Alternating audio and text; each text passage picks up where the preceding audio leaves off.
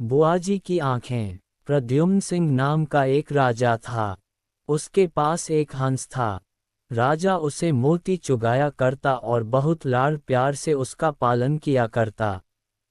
वह हंस नित्य प्रति सायंकाल राजा के महल से उड़कर कभी किसी दिशा में और कभी किसी दिशा में थोड़ा चक्कर काट आया करता। एक दिन वह हंस उड़ता हुआ दीवान जी की छत पर जा बैठा। उसकी पुत्रवधू गर्भवती थी। उसने सुन रखा था कि गर्भावस्था में यदि किसी स्त्री को हंस का मांस खाने को मिल जाए तो उसकी होने वाली संतान अत्यंत मेधावी, तेजस्वी और भाग्यशाली होती है। अनायास ही छत पर हंस आया देखकर उसके मुंह में पानी भर आया। उसने हंस को पकड़ लिया और रसोई घर में ले जाकर उसे पकाकर खा गई। इस बात का पता न उसने अपनी सास को लगने दिया, न ससुर को और न पति को ही, क्योंकि उसे भय था कि अगर राजा को इस बात का सुराग लग गया तो बड़ा अनिष्ट हो जाएगा। उधर जब रात होने पर हंस राजमहल में नहीं पहुंचा तो राजा रानी को बहुत चिंता हुई। उनका मन आकुल व्याकुल हो गया। चारों ओर उसकी खोज में आदमी दौड़ाए गए, लेकिन हंस कहीं हो तब मिले न।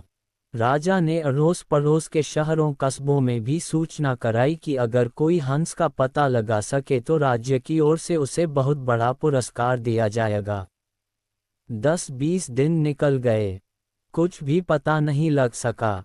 चूंकि वह हंस राजा और रानी को बहुत प्रिय था, अतः वे उदास रहने लगे। एक दिन एक कुटनी राजा के पास आए और बोली कि वह हंस का पता लगा सकती है, लेकिन उसे थोड़ा सा समय चाहिए। राजा ने कहा, मेरे राज्य के पंडित, ज्योतिषी, हाकिम, हुकाम और मेरे इतने सारे गुप्तचरों में कोई भी पता नहीं लगा सका, तुम कैसे पता लगा सकोगी? कुटनी ने कहा, मुझे अपनी योग्यता पर विश्वास है। अगर अन्नदाता का हुक्म हो तो एक बार आकाश के तारे भी तोड़कर ले आऊं। आप मुझे थोड़ा सा समय दीजिए और आवश्यक धन दे दीजिए।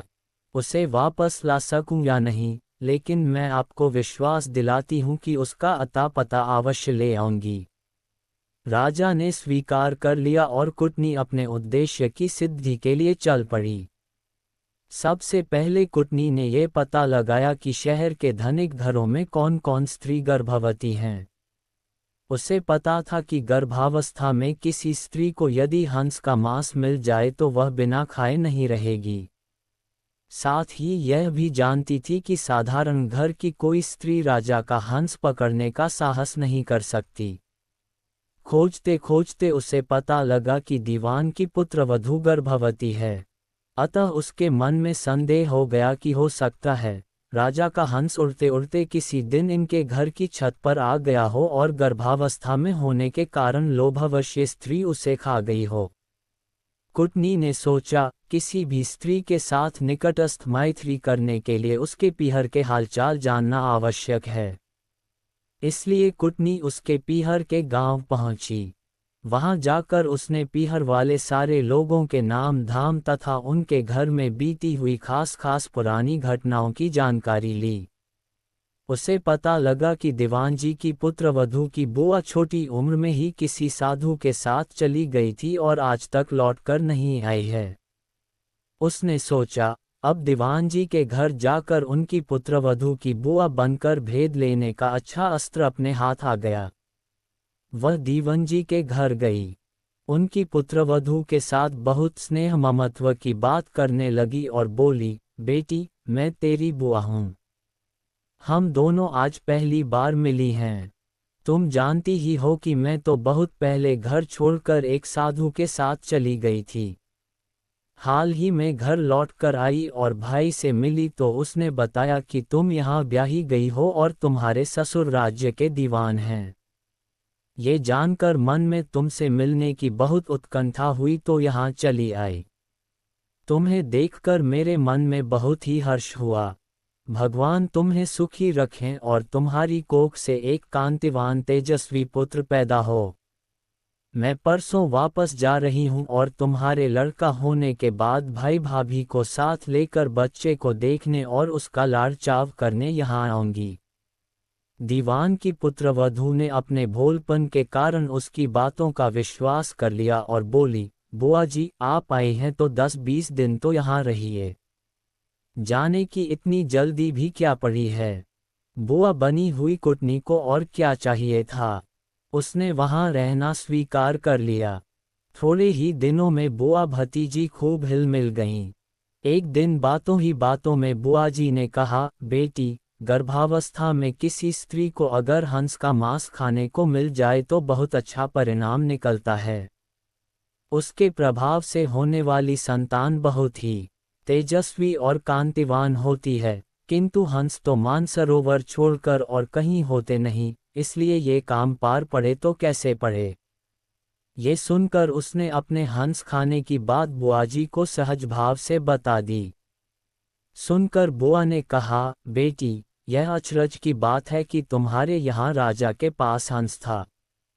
तुमने जो कुछ किया वह बहुत अच्छा किया, किंतु तुम्हें किसी के सामने इस घटना का जिक्र नहीं करना चाहिए।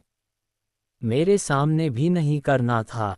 लेकिन खैर, मुझसे कही हुई बात तो कहीं जाने वाली नहीं है, इसलिए जिक्र कर दिया तो भी कोई बात नहीं।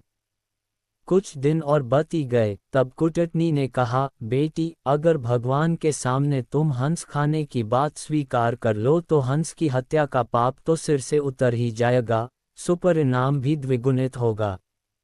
मंदिर के पुजारी से कहकर मैं ऐसी व्यवस्था कर दूंगी कि जिस वक्त वहां तुम सारी घटना बताकर अपराध स्वीकार करो, उस वक्त पुजारी भी वहां नहीं रहे तथा और भी कोई न रहे, हम दो ही रहेंगी। उसने ऐसा करना स्वीकार कर लिया। कुटनी लुक छिप कर राजा के पास पहुंची और बोली, आपसे वायदा किया था उसके अनुसार हंस का अता पता लगा लाई हूं। ऐसा कहकर उसने सारी घटना राजा को बताए। राजा ने कहा, इसका प्रमाण क्या है। वह बोली, फला दिन आप मंदिर में आ जाएं और हंस खाने वाली स्त्री की स्वीकारोक्ति स्वयं अपने कानों सुन लें। राजा ने ऐसा करने की हाँ भर ली। नियत दिन समय से कुछ पहले पूर्व योजना के अनुसार कुटनी ने राजा को एक जरा ऊंचे स्थान पर रखे हुए एक बड़े से ढोल में छिपा दिया और बुआ भतीजी मंदिर पहुंची। मंदिर का पट खुला था। पुजारी या और दूसरा कोई भी व्यक्ति वहां नहीं था। अब बुआ जी ने शुरू किया, हाँ तो बेटी क्या बात हुई थी उस दिन। दीवान की पुत्रवधू ने घटना आरंभ की।